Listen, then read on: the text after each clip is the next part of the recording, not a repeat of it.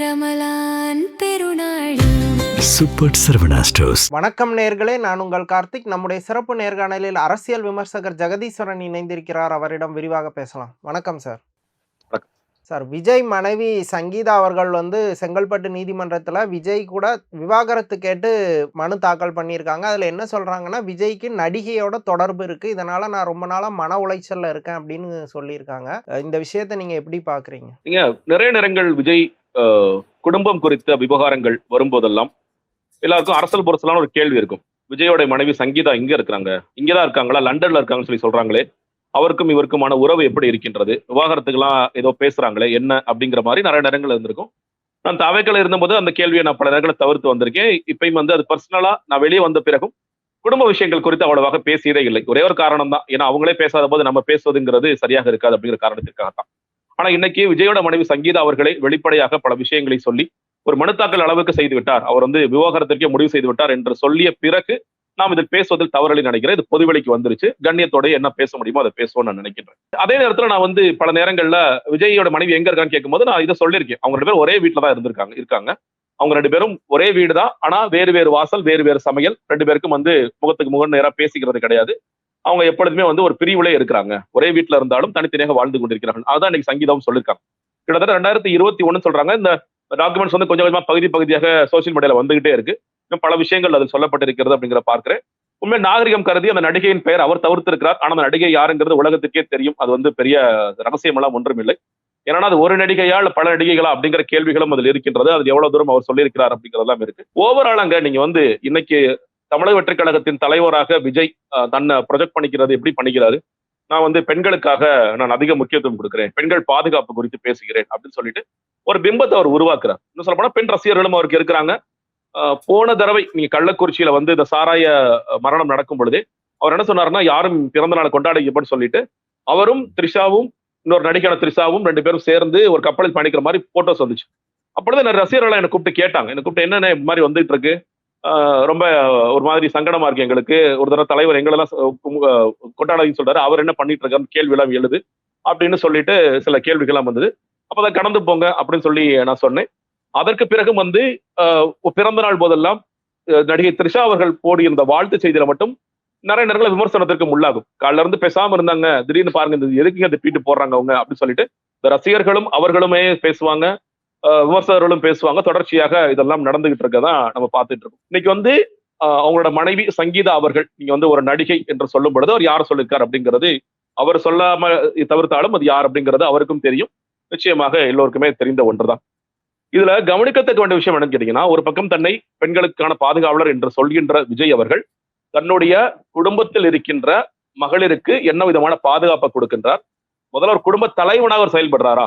நாம் இந்த நாட்டுக்கே தலைவன் என்ன சொன்னாரு, நாம் தான் தமிழ்நாடு தான் நான் சொல்லி சொன்னார். ஆனா இன்னைக்கு விஜயோட மனைவி என்ன சொல்றாங்கன்னு கேட்டீங்கன்னா, என்னுடைய கணவர் திருமணத்திற்கு மீறிய பந்தத்தில் இருக்கின்றார், ரொம்ப வருஷமா இருக்கிறாரு, நான் பேசி பார்க்கிறேன், பேசி ரிசால்வ் பண்ணலாமான்னு பார்க்கிறோம். 2021 இருந்து எனக்கும் அவருக்கும் எந்த விதமான பேச்சுவார்த்தையுமே இல்லை. 2021 பேச்சுவார்த்தை இல்லைன்னா அதற்கு முன்னாடி இருந்து எப்படி நடந்துட்டு இருக்கு அப்படிங்கிற கேள்வி.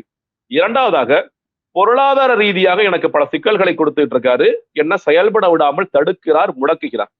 அதுக்கு என்ன அர்த்தம்னா, நீ வீட்டை விட்டு வெளியே போக கூடாது, நான் கார் ஏதாவது கேட்டா நான் கொடுக்க மாட்டேன், உன் கார் சாவி நான் பிடுங்கி வச்சுக்குவேன், நீ உனக்கு பெருசா ஷாப்பிங்லாம் போறதுக்கு பணம், ஏன்னா அவங்க ஏர்னிங் மெம்பர் கிடையாது, நம்ம எல்லாருக்குமே தெரியும். சோ ஷாப்பிங் போறதுக்கு பணம் கொடுக்கறதோ இல்ல வெவ்வேறு நிகழ்ச்சிகளுக்கு போறதோ, நான் உன்னை சேர்ந்து கூட்டிட்டு போறதோ சரி, இல்ல தனிப்பட்ட முறையில நீ போறதோ சரி, அதையும் அனுமதிக்கிறது இல்லை. அப்படின்னா குடும்பத்துல இருக்கிற தன்னை நம்பி வந்த மனைவிக்கே விஜய் எந்த லட்சணத்துல அவங்கள பாதுகாத்துட்டு இருக்காரு, பாதுகாக்கிறது கூட பெரிய வார்த்தை, எந்த அளவுல அவங்கள போல ட்ரீட் பண்றாரு, ஈக்குவலா ட்ரீட் பண்றாரா? இத குடும்ப வன்முறை அந்த மாதிரியான ஆங்கிள் தான் இதை அப்ரோச் பண்ணணுமா? இல்ல குடும்ப வன்முறை குறித்து அவங்க எவ்வளவு தூரம் பேசிருக்காங்க தெரியல. ஆனா உண்மையில வன்முறை தானே. நீங்க 2021 இருந்து நான் கிட்டத்தட்ட 5 வருஷமா அந்த குடும்பத்துல பாருங்க. ஏன்னா அந்த பையனும் ஒரு வீட்டுல இல்ல, அவங்களோட பொண்ணு வெளிநாட்டுல படிச்சுட்டு இருக்காங்க. அந்த வீட்டுல இருக்கிறது இவர் கீழே இருக்காரு, அவங்க மாடியில இருக்காங்கன்னு வச்சுக்கோங்களேன். 2 பேருக்கும் கணவன் மனைவிக்கு பேச்சுவார்த்தை கிடையாது. இவர் அட்லீஸ்ட் வெளியே போறாரு, சினிமாவில் நடிக்கிறாரு, பல பேர் சந்திக்கிறாரு, பல பேர் கூட போறாரு, இதெல்லாம் நம்ம பார்க்க முடிகிறது. அவர்கள் நம்ம ரொம்ப பொது வழியில பார்த்ததே கிடையாது. எனக்கு தெரிஞ்சு திமுக குடும்பத்தில் ஒருத்தர் இறந்து போனது அந்த இறப்பில் பார்த்தோம். அதற்கு பிறகு வேற ஏதோ நிகழ்ச்சியில ஏர்போர்ட்ல ஏதோ பார்த்தோன்னு ஒரு போட்டோ வந்துச்சு. அது தவிர அவர் வெளியே எங்கேயும் போறதில்லை. அவர் என்ன சொல்றாருன்னா, என்ன முடக்கிறாரு, என் கணவரை வெளியே போக விட்டுறது இல்லை, என்ன சில பேர் என்ன சொந்தக்காரங்களை தாண்டி யார்ட்டையும் பேச அனுமதிக்கிறது இல்லை, என்ன பார்க்க அனுமதிக்கிறது இல்லை, அப்போ விஜய் தன்னோட மனைவிய எந்த லட்சணத்துல ட்ரீட் பண்றாரு அப்படிங்கிறது இது வந்து ரொம்ப வெளிப்படையாக தெரிகின்ற விஷயமாக இருக்கின்றது. அவரும் வந்து ஒரு 5 வருஷமா பொறுத்திருந்து தாங்க முடியாத பட்சத்தில் தான் இதை வந்து வெளியே சொல்ல வேண்டிய அவசியத்துக்கு போறாரு. ஏன்னா அவர் ஒரு யூகே சிட்டிசன்ங்கிறது எல்லாருக்குமே தெரியும். இல்ல ஒருவேளை முடிவு எடுத்துட்டாரோ, இல்ல நம்ம போயிடலாம், யூகேக்கே போயிடலாம், இவரோட எல்லாம் குடும்பம் நடத்த முடியாது, இவரோட வாழ முடியாது, நம்ம வந்து இவர் தொடர்ச்சியாக நம்ம எவ்வளவு கண்டிச்சும் சரி, எவ்வளவு சொல்லியும் சரி, மறுபடியும் அந்த நடிகை கூட தான் வாழ்வேன் அவர் போயிட்டு இருக்காரு. அந்த நடிகை கூட தான் பொது நிகழ்ச்சிகளுக்கு போறாரு, பொது இடங்களுக்கு போயிட்டு இருக்காரு. அப்ப இந்த மனிதரை இனிமேல் திருத்த முடியாது, ஒரு மனைவியாக என்னால் திருத்த முடியாது. அப்ப எனக்கு இதுக்கு ஒரு சுமூகமான முடிவை கொடுத்து விடுங்கள் அப்படிங்கிற ஒரு பட்சத்துலதான் அவங்க என்ன பண்றாங்கன்னா, இந்த நீதிமன்றத்தை அணுகி தனக்கான ஒரு நியாயத்தை பெற்றுத்தர வேண்டும் என்று போயிருக்கான்னு பார்க்கிறேன். எல்லா நடிகர்களுக்குமே ரசிகர்கள் இருப்பாங்க. அதை கடந்து விஜயோட பெண் ரசிகைகள் எல்லாம் அவரை வந்து அண்ணா அண்ணா அப்படின்னு அழைக்கிறது, அவரை ஒரு குடும்ப உறுப்பினராகவே பார்க்கறது, அந்த மாதிரியான ஒரு ஒரு பிம்பம் அவருக்கு இருக்கு. இப்படியான பிம்பம் இருக்கக்கூடிய நபர் அவரோட தனிப்பட்ட வாழ்க்கையில அந்த அளவுக்கு ஒரு நோபல் ஃபெலோவா இல்லாம இருந்துட்டார், அப்படிதானே பார்க்க முடியும்? நிச்சயமா இல்லைங்க, அவர் நோபல் ஃபெலோவா இல்ல. அவங்க மனைவி இப்ப சொல்கின்ற இல்ல குற்றச்சாட்டுகளா விஜய் மறுக்கணும். இல்லங்க வேற என்ன பண்றாங்க, இல்ல இதுக்கும் கூட திமுக பாத்தீங்களா என்ன மாதிரி சதி பண்றாங்க, ஸ்டாலின் சார் என் வாழ்க்கையில நீங்க புந்துட்டீங்களா, என் மனைவிட்டே நீங்க பேசி இந்த மாதிரி என்ன பண்ண வைக்கிறீங்களா அப்படின்னு சொன்னா டயலாக் அடிக்கட்டும். நான் இங்க எங்கேயும் போக மாட்டேன் சார், பனையூர்ல தான் சார் உட்காந்துருப்பேன், என்ன முடிஞ்சா விவகாரத்தை எனக்கு வாங்கி கொடுத்து பாருங்க சார் அப்படி ஏதாவது டயலாக் வேணா பேசலாமே தவிர இதெல்லாம் நிதர்சனமாக நடந்து கொண்டிருக்கின்றது. இன்னொன்னு, ரொம்ப வருஷமா எனக்கு தெரிந்த வரைக்குமே விவகாரத்தை பக்கம் போயிடலாமன்னு ரொம்ப காலமா ட்ரை பண்ணிட்டு இருக்காங்க. வேண்டாம் அமைதியா இருப்போம். ஏன்னா அவங்க வந்து என்ன முயற்சி பண்றாங்கன்னா, எனக்கு இந்த சுதந்திரத்தை கொடுங்க, ஒரு பெண்மணிக்கு உண்டான சுதந்திரத்தை கொடுங்க, பொருளாதார ரீதியா எனக்கு வந்து என்ன முடக்காதீங்க அப்படி சொல்லிட்டு அவங்க கேட்டு பாக்குறாங்க. அதற்கு உண்டான பதில் அங்கிருந்து கிடைக்கல, அதுக்கு உண்டான சுதந்திரம் அங்கிருந்து வரல. அப்படிங்கும் போது அவர்கள் வேறு வழியே இல்லாமல் தான் கடைசியாக ஒரு தருணத்தில் இந்த மாதிரி முடிவு எடுக்கின்றார். ஏன்னா ஒரு பக்கம் பார்க்கின்றோம் விஜயோட நடவடிக்கைகள் குறித்து பார்க்கின்றோம், அவர் மீது வருகின்ற விமர்சனங்கள் குறித்து பார்க்கின்றோம். ஏன் நீங்க ரொம்பலாம் வேண்டாங்க, ஜான ஆரோக்கியசாமி கூப்பிட்டு உட்கார வச்சு பேசுங்க, அவர் கதையா சொல்லுவார். அவர் சொல்லுவார் 1 நடிகை 2 நடிகை 3 நடிகை இதெல்லாம் சொல்லுவார். ஏன்னா அவர் சில பேர் பேச வச்சிருக்காரு. விஜயோட குடும்ப வாழ்க்கை குறித்து வீடியோ எல்லாம் ஒருத்தர் பேச வச்சார். விஜயோட குடும்ப வாழ்க்கை எவ்வளவு மோசமானது, அவர் மனைவிக்கு எவ்வளவு பேர் துரோகம் பண்றாரு, குடும்பத்துக்கு எவ்வளவு பேர் துரோகம் பண்றாரு, எல்லாத்தையுமே பேச வச்சாரு. இதெல்லாம் அவருக்கே நல்லா தெரியும். இன்னும் சொல்ல போனா எங்கேயுமே பெருசா நீங்க டாக்குமெண்ட்ஸ் எல்லாம் எடுக்க வேண்டிய அவசியம் இல்லை, ஜான உட்கார வச்சுக்கனால எல்லா கதையும் அவரே சொல்லுவார். அந்த அளவுக்கு அவர் பக்கத்துல இருந்து இதெல்லாம் பார்க்கிறார். அப்போ ஒரு பக்கம் விஜய் என்ன பண்றாரு, ஒரு வேஷம் தான் போடுறாரு. ஒரு பக்கம் அண்ணா அண்ணான்னு சொல்றாங்க, நான் பெண்களுக்கு பாதுகாப்பு கொடுக்குறேன், பாலியல் பிரச்சனைகளுக்கு எல்லாம் வந்து தீர்வு கிடைக்கணும், பெண்களுக்கு ஒரு பிரச்சனை நான் வந்து நிப்பேன், அண்ணனா கடிதம் எழுதுறேன், உங்க சகோதரனா நிற்கிறேன், இது எல்லாமே தான் சொல்றீங்க. ஆரம்பத்துல இருந்து விஜயோட ஒட்டுமொத்த வாழ்க்கையுமே ஸ்கிரிப்டட் சொல்லும்போது சில பேர் கோபம் வந்திருக்கும். ஆனா எவ்வளவு வேடதாரியாக இருக்காரு நீங்க பாருங்க. ஒரு பக்கம் பெண்களுக்காக நிற்கக்கூடிய தலைவர் தன்னுடைய சொந்த வீட்டுல இருக்கிற தன்னுடைய மனைவி, நீங்க ஒண்ணு இல்லைங்க எல்லாருக்கும் கோவம் வருங்க, நம்மளுக்கும் சண்டை போடுவோம், எல்லாம் பண்ணுவோம். நீங்க வந்து சில குடும்பங்களை டிவோர்ஸ் வரைக்கும் கூட போகும், அது வேற. ஆனா நம்ம எப்படி ஒரு மனுஷியை ட்ரீட் பண்றோம், நம்ம குடும்பத்துல இருக்கிற நம்ம குடும்பத்துல கூட விட்டுங்க, நம்ம வீட்டுல தங்கி இருக்கிற ஒரு பெண்மணிக்கு எந்த மாதிரி ட்ரீட்மெண்ட் கொடுப்போம்னு ஒண்ணு இருக்குல்ல, அதுல விஜய் பெரிய ஃபெயிலியரா இருக்காருல்ல. அவங்க என்ன சொல்றாங்க, என்ன வாழவே விட மாட்டேங்கிறார், டொமஸ்டிக் நீ போட்டு அடிக்க வேண்டிய அவசியம் இல்ல, என்ன வெளியே போக முடியாது, என்னால ஒன்னும் சொந்தமா செயல்பட முடியாது அப்படிங்கறதெல்லாம் எவ்வளவு பெரிய ஒரு விஷயம். அதை முடக்கிட்டு இருக்காரு, சுதந்திரத்தை பறிக்கிற விஷயத்த பண்ணிட்டு இருக்காரு.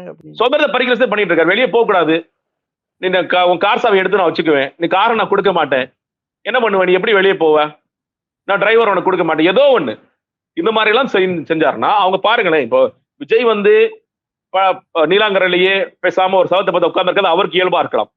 ஆனா சங்கீதா அவர்களும் அந்த மாதிரி உட்கார்ந்து என்ன அவசியம்? அவங்க யூகேல வளர்ந்தவங்க, இன்னும் சொல்ல போனா விஜயோட நல்ல திறமைசாலி, அவங்க நல்லா படிச்சவங்க, விஜய் மாதிரி டிராப் அவுட் கிடையாது, நல்லா படிச்சவங்க.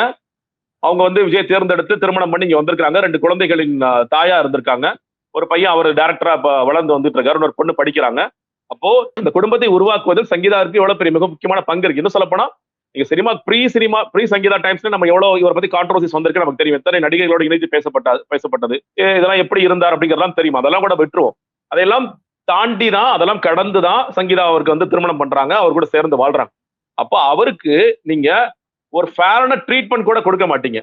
ஆனா இந்த பக்கம் என்ன சொல்றீங்க, உங்களுக்கு ஒரு பிரச்சனை நான் வந்து இந்த அண்ணன் நிப்பேன், எங்க நிப்ப, உன் சொந்த வீட்டுல முதல்ல நில்லு, உன் சொந்த வீட்லயே நீ நிக்க தயங்குற, அவங்க மனைவி அதெல்லாம் விட்டுருங்க, அந்த குடும்பத்துல ஒரு உறுப்பினர் விட்டுருங்க, ஒரு சக பெண்மணிக்கு கொடுக்க வேண்டிய உரிய குறைந்தபட்ச மரியாதையை கூட நீங்கள் கொடுப்பதில்லை அப்படிங்கறதா அவங்களுடைய விஷயங்கள் சொல்லுது. சார், இப்போ சினிமால இருந்த திரைப்பிரபலங்கள் பலரும் வந்து விவாகரத்து பண்ணியிருக்காங்க. தனுஷ், ஜெயம் ரவியில ஆரம்பிச்சு நிறைய உதாரணங்களை நம்மளால சொல்ல முடியும். ஆனா அதுல யாருமே விவாகரத்து கோரின எல்லாருமே வந்து எங்க 2 பேருக்குள்ள செட் ஆகல, நாங்க பிரியிறோம் அப்படிங்கிற லெவல்ல தான் ஒவ்வொருத்தர் மேல குற்றச்சாட்டு வச்சிருக்காங்களே தவிர்த்துட்டு, இந்த அளவுக்கு எக்ஸ்ட்ரீமா அட்டாக் பண்ணல. இப்போ சங்கீதாவோட மனுவ பார்க்கும்போது, விஜய வந்து மிக கடுமையா விமர்சிச்சிருக்காங்க. குற்றச்சாட்டுகள வச்சிருக்காங்க. அவர் வந்து நடிகையுடன் தொடர்புல இருந்தாரு. நீண்ட காலமா இருந்தாரு. எத்தனையோ முறை சொல்லியும் அவர் வந்து அந்த இத திருத்தல. என்ன வந்து அலட்சியமா பேசி, என்ன அலட்சியமா கையாண்டாரு. எனக்கு வந்து தொடர்ந்து நெருக்கடிகள் குடுத்தாருன்னு ஒரு மிக கடுமையான குற்றச்சாட்டுகள முன் வச்சிருக்காங்க. ஒரு நார்மல் ஹியூமன் பீயிங் இருக்கக்கூடிய ஒரு அளவுக்கான பண்பு கூட விஜய்ட்ட இல்லன்னு புரிஞ்சுக்கலாமா? அதாங்க நான் சொல்றேன்ல, நீங்க அவங்க ரொம்ப அமைதியா இருக்காங்க. எதை பத்தியும் வெளியே பேசாம எல்லாத்தையும் கடந்து போறாங்க. சரி, நீ என்ன எனக்கு முடக்குவியா, பரவாயில்ல முடக்கிக்க, நான் வீட்டுல உட்காந்துக்கிறேன், நான் பேசாம இருக்கேன் அப்படிங்கிறத பொறுத்து போறாங்க. இந்த விஷயம் தெரிந்த பிறகும் அவர் அமைதியாக இருக்கார். இல்ல அவர்கிட்ட சொல்றாரு, கணவர்கிட்ட இந்த மாதிரி செய்யாதீங்க. ஏன்னா இப்போ பாருங்களேன், 2 பசங்க கிட்டத்தட்ட ஜெய்சனுக்கு கிட்டத்தட்ட 24 இல்ல 25 வயசு, விஜய்க்கு திருமணமாகும் போது 25 வயசு. கிட்டத்தட்ட இவர் பையனுக்கு திருமணம் பண்ற ஸ்டேஜ்ல இருக்காரு. பொண்ணுக்கும் கிட்டத்தட்ட ஒரு 20 வயசு வந்திருக்கலாம், இல்ல 18 19 வயசு இருக்கலாம். அப்ப 2 பெரிய இளைஞர்களின் தந்தையாக இருக்கின்றார். அப்போ ஒரு தாயாக இந்த மாதிரி நீங்க பண்ணாதீங்க. நான் அடிக்கடி பார்க்கிறேன், பொது நிகழ்ச்சிக்கு நீங்க போறது, நீங்க அவங்க கூட வாழ்ந்துட்டு இருக்கிறது, அவங்களோட உறவு வச்சிருக்கிறது எல்லாமே வந்து வேண்டாம் அப்படிங்கிறத எவ்வளவோ சொல்லி பார்த்திருப்பார். எதையும் நான் கேட்க மாட்டேன், நான் வந்து என்னுடைய வாழ்க்கை இதுதான், நான் உச்சபட்ச நடிகர், யாரையும் சொல்லிருப்பேன், நான் கேரியர் உச்சத்துல இருக்கேன், நான் வந்து நீ சொன்ன பேச்ச கேட்பேனா? அதெல்லாம் கேட்க மாட்டேன். நான் யார் சொல்ற பேச்சு கேட்க மாட்டேன்.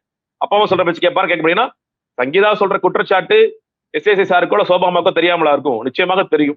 இல்ல அவங்க பையனுக்கு இல்ல பொண்ணுக்கு தெரியாம இருக்குமா? பையனுக்கு பொண்ணை கேட்காம ஒரு கன்சல்டேஷன் இல்லாம இந்த விவாகரத்துக்கு போவாங்களா? ஏன்னா அவங்க யோசிச்சிருப்பாங்கல்ல, நாளைக்கு பையனோட செட்டில்மெண்ட் என்னவா இருக்கும், பொண்ணோட செட்டில்மெண்ட் என்னவா இருக்கும். ஏன்னா பையன் இப்ப டைரக்ட் பண்ணிட்டு இருக்காரு, அவருக்கு வந்து என்ன உரிய செட்டில்மெண்ட் என்ன கொடுக்க போறாரு, அவர் வந்து யூகே வர போறாரா, இல்ல வந்து அவர் இங்க இருக்க போறாரா, பொண்ணுக்கோட லைஃப் என்னவா ஆக போகுது, ஃபியூச்சர் என்னவா ஆக போகுதுன்னு பல கேள்விகளை விஜய் யோசிக்காம இருக்கலாம். விஜய்க்கு அந்த அக்கறை, பொண்ணு என்ன ஆக போகுது, பையன் என்ன போகுது, எந்த அக்கறையும் அவர் பெருசா இருந்தது இல்லைன்னா, பையன் வந்து அக்கறை இருந்திருந்தால் நிச்சயமாக விஜயே பணம் கொடுத்து நீங்க ஒரு நல்ல படம் எடுப்பான்னு சொல்லியிருப்பாரு. அவர் போய் லைக்கால படம் எடுத்துட்டு இருக்காரு. அதுல வந்து தெரியும், நம்ம கேரியர் உச்சத்துல இருக்கிற 250 கோடி சம்பாதிக்கிற விஜய் அவர்களால தன்னோட சொந்த பையனுக்கு பணம் எடுத்து கொடுத்தேன்னா, நீங்க ஒரு பக்கம் பாருங்களேன், எஸ்ஏசி இல்லாட்டி விஜய் இல்ல, ஆனா விஜய் இருந்தும் ஜேசன் இல்ல. அதான் அவரோட குடும்பம். இப்படிதான் இருக்காரு. இல்ல, எனக்கும் அதுதான் கேள்வியா இருக்கு. விஜயால அவங்க அப்பா கூடயும் ஒரு சரியான சுமூகமான உறவை மெயின்டைன் பண்ண முடியல. அப்பா கூடயும் நிறைய பிரச்சனைகள் வந்தது. இப்போ மனைவி, குழந்தைகள் கூடயும் ஒரு பிரச்சனை உருவாயிருக்கு. அவரு பெர்சனல் கேரக்டராவே ஒரு மாதிரி வீக்கா இருக்கிறாரா, ஒரு பழகுறதுலயோ? இல்ல நிச்சயமா இருக்காருங்க. அவர் வந்து நீங்க ஒரு மாதிரி ரிசர்வ்டு டைப் எல்லாருக்குமே தெரியும். ரொம்ப ஒரு பெரிய அவுட் ஸ்போக்கன் டைப் கிடையாது, ரொம்ப லிமிட்டடா தான் பேசுவாரு, ரொம்ப க்ளோஸ் சர்க்கிள் மட்டும் தான் இருக்கும். அப்படிங்கறதெல்லாம் நம்ம வெளியில இருந்து பார்த்த ஒரு விஷயமாக இருக்கின்றது. ஆனா நீங்க அந்த ஒண்ணு இல்ல, அந்த கரூர் இன்சிடென்ட்க்கு பிறகு நம்ம பார்த்தோம், முடங்கி போய் அப்படியே வீட்டுல உட்கார்ந்து நம்மளால அப்படி இருக்க முடியாதுங்க. முடங்கி போய் ஒரு வீட்டுக்குள்ள உட்கார்ந்து நம்ம என்ன பண்ண முடியும்? நம்ம ஓடிடில படம் பார்க்கலாம், ஃப்ரெண்ட்ஸ் கூட்டி வச்சு பேசலாம், இல்ல நம்ம ஏதாவது சாப்பிடலாம், ஏதாவது பண்ணலாம். ஆனா எவ்வளவு நாள் நீங்க முடங்கி அப்படியே இருப்பீங்க? விஜயால இருந்திருக்க முடியுது இல்ல. அப்போ அவரோட கேரக்டர் ரொம்ப வித்தியாசமா இருக்கு. நீங்க எனக்கு தெரிந்த அவங்க பொண்ணு வெளிநாட்டுல படிக்கிறாங்க, அவங்க மட்டும்தான் எல்லாரோடையும் உறவுல இருக்கிறாங்க, பையனோடையும் பெரிய டச் எல்லாம் இல்லைங்கிற மாதிரி தான் சொல்றாங்க. அதான் சொல்றேன், நீங்க நல்ல டச் இருந்ததாருன்னா இந்த நேரத்துக்கு பையன்கிட்ட பணம் எடுத்து கொடுத்து, தம்பி நீ நல்ல படம் எடுங்க, படம் தானே எடுக்கணும், 10 கோடி ரூபாய் ஆயிடுமா? 250 கோடி 275 கோடி வாங்க போறாரு விஜய், அதுல எவ்வளவு பெர்சன்டேஜ் 10 கோடிங்கிறது? 10 கோடி எடுத்து கொடுத்து தம்பி நீ நல்லா படம் எடுக்குன்னு சொல்லிருக்கலாம். அவர் சொல்லாத காரணத்தினால அவர் போய் லைக்கால போய் படம் எடுத்துட்டு இருக்காரு. அவரும் அந்த வீட்டில் இருக்கிறாரா இல்லையாங்கிறது பெரிய கேள்விக்குறியாக இருக்கிறது. நிறைய பேர் வந்து இல்லங்க அவர் அந்த வீட்டுல இல்லைன்னு சொல்றாங்க. ஒரு பக்கம் தன்னுடைய அப்பாவோட சுமூகமான ரிலேஷன்ஷிப் இருக்கா? இல்ல. தேவைப்பட்ட நேரத்துல ப்ராப்பர்ட்டி மாதிரி அவங்கள மதுரை மாநாட்டுக்கு வாங்க, நீங்க வந்து உட்கார வச்சு உங்களை தோல்ல குலுக்குவேன், விக்ரவாண்டி கொடியேற்றும் போது வாங்க, உங்களை கீழே உட்கார போய் விக்ரவாண்டி மாநாடு வாங்க, முன்னாடி உட்கார போய் கீழே தானே கட்டி பிடிப்பேன். கிட்டத்தட்ட ப்ராப்பர்ட்டி மாதிரியே தாய் தந்தையை பயன்படுத்தணும். என்ன சார் அதெல்லாம் அரசியலுக்கு ரொம்ப முக்கியமானது சார். சரி, அது பண்றீங்கல்ல. சங்கீதா அவர் சொல்ல போனா மதுரை மாநாட்டு இருக்கீங்களா எழுதுனாங்க இந்த விர்ச்சுவல் வாரிஸ், அன்னி சங்கீதா வரப்போகின்றார். டேய், என்ன நடந்துட்டு இருக்கே தெரியாம காமெடி பண்ண நான் நினைச்சுக்கிட்டேன். அப்பெல்லாம் எப்படா வருவாங்க அவங்க?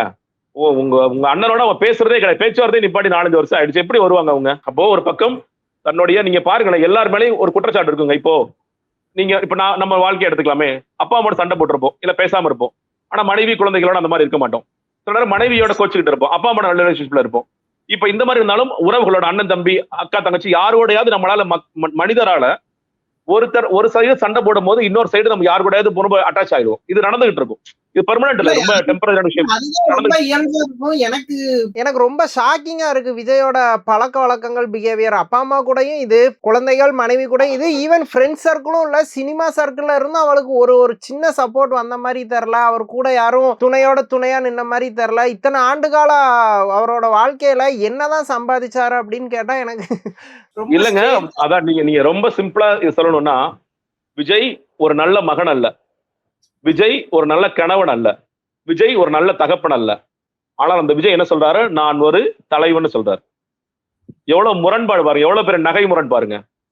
நான் நல்ல புருஷன் இல்ல, நல்ல பிள்ளை இல்ல, நல்ல அப்பா இல்ல, ஆனா நான் உங்க நாட்டுக்கு தலைவன், உங்களை எல்லாம் ஆள போறேன்.